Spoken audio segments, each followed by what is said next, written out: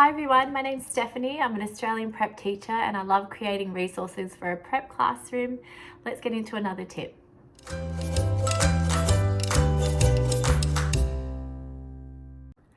So in my last video, I was breaking down what high frequency words and sight words, heart words, flash words, all of those terms mean. So if you haven't seen it, check it out. I'll put a little link to it below. But today I'm going to show you how I teach high frequency words to my preppies in a better way. So perhaps you've been like me and in the past you've been sending home word lists with your kids and saying just practice these at home, and you'd assume that if they saw them a certain amount of times that they would learn them. And lots of kids did learn their words that way, but a lot of them didn't. And as teachers, we didn't know any better. We really didn't. So if you've been doing it that way, don't feel bad. It's only very recently that we've found that that's probably not the best way to do it. And it's only in the last year or so that I've been trying to do it differently. So keeping in mind what we learned last video about heart words and flash words. So heart words are words that have a tricky part. Flash words are words that don't have a tricky part, that they're spelled how you would expect. I'm going to show you a little mock lesson on how I would introduce high frequency words to my students. So for this mock lesson, I'm going to be using the word am. Okay, so this is what I would do. Okay, boys and girls, today we're going to be learning the word am. Let's all say it together. Am. I am going to the park. Am. All right, boys and girls, I want us to count the sounds that we hear in the word am. Let's do it. Ah, Can we do it one more time? Ah, How many sounds are there in am? That's right, there's 2 sounds in am.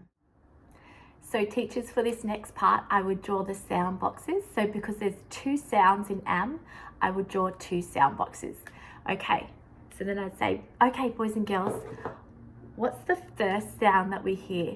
Ah, ah. The sound ah is made by the letter A. Let's think about the next sound. Ah, Let's do that. What letter is the sound?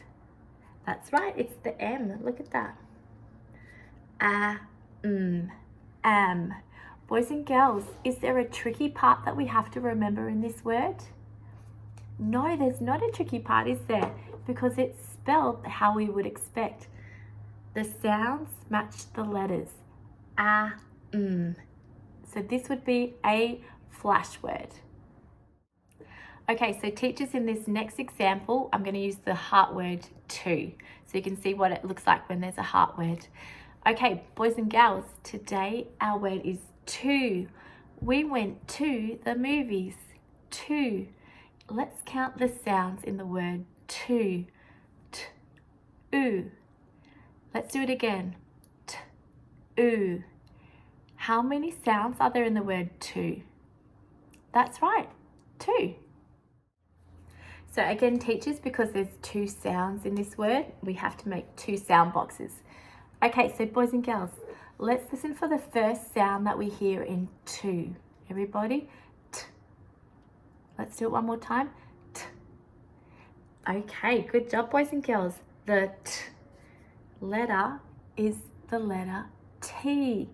The letter T makes the T sound. So that's the first sound. What's the other sound that we can hear in the word to? T, oo. Let's focus on that again. Oo. Can you hear it, boys and girls?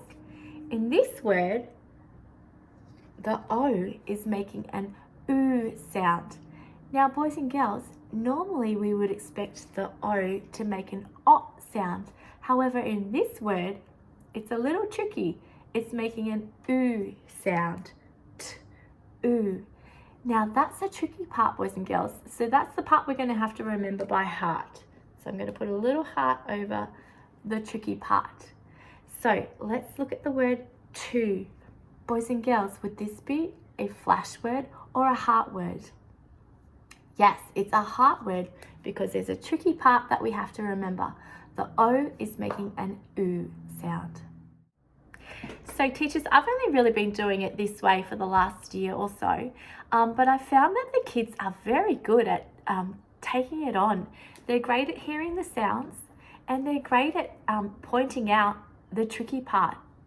So if you haven't given it a go this way, I highly recommend it, because it's really helped my students to learn the high frequency words in a better way.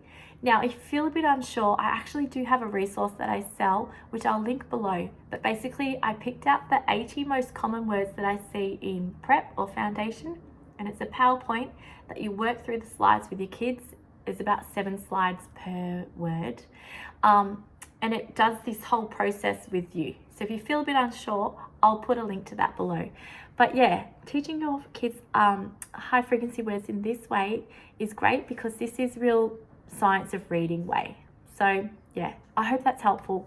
As always, don't forget to hit like and subscribe and to share with a friend, and I'll see you next time.